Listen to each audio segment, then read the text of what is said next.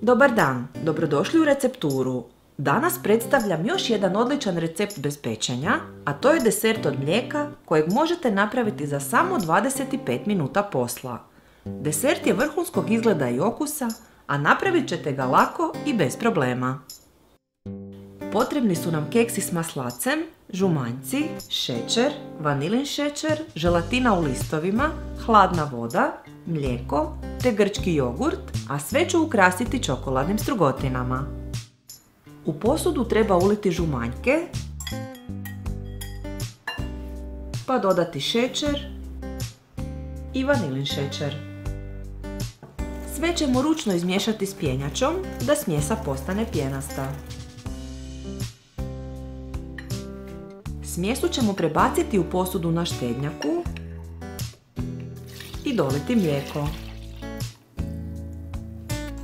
Sve zagrijavamo na slaboj vatri uz stalno miješanje, a kad provrije mičemo sa strane. Želatinu u listovima treba namočiti u vodi i pustiti da nabubri prema uputama na pakiranju. Ova moja treba stajati 5 minuta. Kad želatina nabubri, lagano ćemo je ocijediti te ubaciti u smjesu mlijeka i žumanjaka. Izvan vatre ćemo dobro izmiješati pjenjačom da se želatina otopi, a zatim ostavljamo da se smjesa ohladi na sobnu temperaturu. U ohlađenu smjesu dodajemo grčki jogurt ili kiselo vrhnje, pa sve treba dobro sjediniti.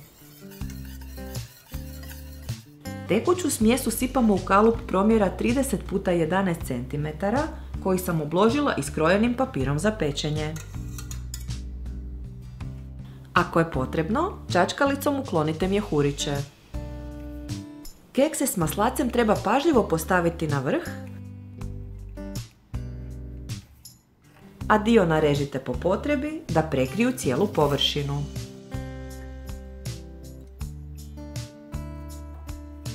Desert treba hladiti u frižideru minimalno 4 sata, a najbolje preko noći.